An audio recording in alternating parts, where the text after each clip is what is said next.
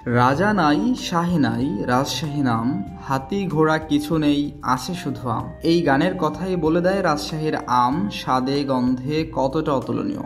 এই আমের প্রকৃত স্বাদ পেতে হলে পরিপক্ক হতে দিতে হবে, পাকার সময় দিতে হবে, তাছাড়া ঠকতে হবে, পাওয়া যাবে না সেই স্বাদ, থাকবে না পুষ্টিমান। সারা দেশের আমের ভোক্তাদের কাছে রাজশাহীর আমের সুনাম ধরে রাখার জন্য জেলার আম পরিবহন, বাজারজাতকরণ ও সংগ্রহ বিষয়ক মতবিনিময় সভা করে 7 মে ম্যাঙ্গো ক্যালেন্ডার ঘোষণা করা হয়েছে।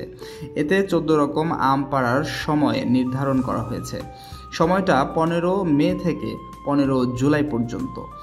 আর কাটিমন এবং বাড়ি আম 11 সারা বছরই খাওয়া যাবে। তবে প্রকৃতির স্বভাব অনুযায়ী একটি গাছে সব মুকুল একসঙ্গে আসে না। প্রথম মুকুল থেকে শেষ মুকুলটা আসা পর্যন্ত প্রায় 20 দিন সময় লাগে। তাহলে প্রথমে পর্যায়ে আসা মুকুলগুলো আম শেষ পর্যায়ে আসা মুকুলের আমের সঙ্গে একই সঙ্গে কিভাবে পাকে?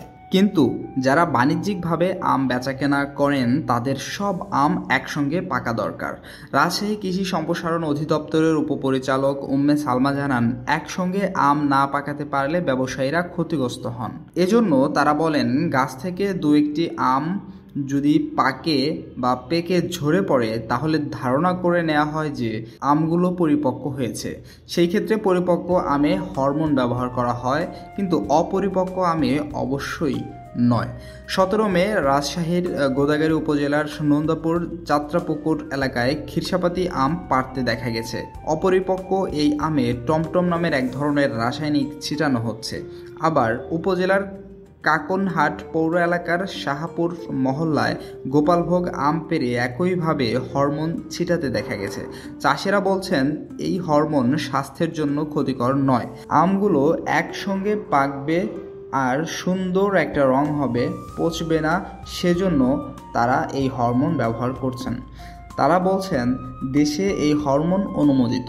তবে ম্যাঙ্গো ক্যালেন্ডার ঘোষণার সময় প্রশাসনের পক্ষ থেকে বলা হয়েছিল, এই ক্যালেন্ডারের বাইরেও যদি কোনো এলাকায় কোনো আগাম পেকে যায় তাহলে স্থানীয় কৃষি কর্মকর্তার কাছ থেকে প্রত্যয়নপত্র নিয়ে আম বাজারজাত করা যাবে। 17 মে যখন ক্ষীরসাপাতি আমে হরমোন ছিটানো হচ্ছিল তখন থেকে ম্যাঙ্গো ক্যালেন্ডার অনুযায়ী আরও 13 দিন পর এই জাতের আম পরিপক্ক হওয়ার কথা। অর্থাৎ ক্যালেন্ডার অনুযায়ী 30 মে এই আম বাজারে আসার কথা। তবে গবেষক মাহবুব সিদ্দিকী দাবি করেছেন, ক্ষীরসাপাতি আম 10 জুনের আগে খেলে তার প্রকৃত স্বাদ পাওয়া যাবে না। রাজশাহীতে ঘোষিত ম্যাঙ্গো ক্যালেন্ডার অনুযায়ী 15 মে থেকে গুটি জাতের আম ভাঙা হচ্ছে। এখন বেচারা আম কি করবে বলুন?